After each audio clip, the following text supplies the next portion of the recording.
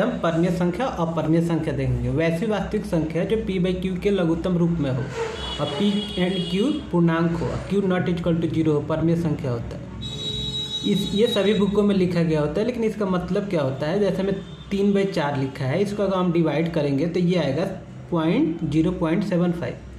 0.75 का मतलब हो गया ये शांत है, या इसको रिपीट करेगा, कोई और भाग देंगे, इसको भाग देंगे या किसी और को भाग देंगे तो ये रिपीट करेगा। जैसे में ये मैंने लिखा है 0.444 इन्फिनाइट तक है, इसका p बाई क्यू रूप ये होता है। इसको हम इजली p बाई क्यू के रूप में लिख सकते हैं, इसको हम इजली इतना लिख सकते हैं, इसको हम इतना लिख सकते हैं। तो ये परमेय संख्या है। अब परमेय संख्या में क्या होता है कि इसको p बाई क्यू के रूप में नहीं लिखा जा सकता है। जैसे में तो ये आपने याद कर रखा होगा, बुकों में भी दे रखा होता है कि ये अपरमेय संख्या होती है, लेकिन इसका वैल्यू ये होता है जो कहीं रिपीटेड नहीं है, ये शांत है ही नहीं, या शांत दशमलव प्रसार है। तो ये इन्फिनाइट तक जाएगा ऐसे ही, इस कहीं रिपीट नहीं करेगा।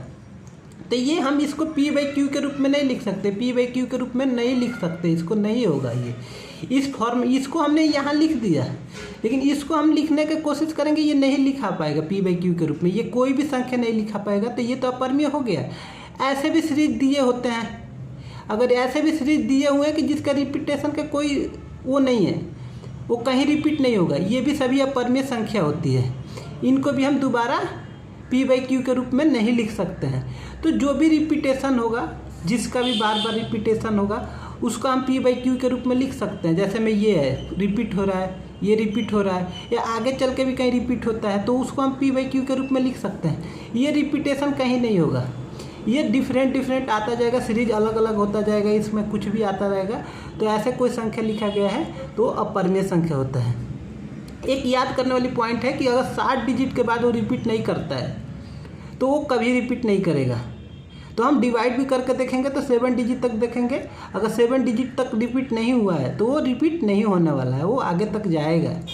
तो ऐसे हम निकाल सकते हैं। ऐसे सभी रूट में जो संख्याएं होती है जिसका रूट नहीं निकल पाता है, जैसे में 4 हो गया तो इसका तो रूट 2 हो जाएगा, इसके अलावा रूट 5 हो गया, इसका रूट 10 पॉइंट में आएगा। तो ऐसे हम 2.23 ऐसा कुछ करके आएगा, तो इसको हम अपरमेय संख्या मानते हैं। और एक और बात है कि अगर हम 16 बाई 18 लिखते हैं तो ये डिवाइडेबल है।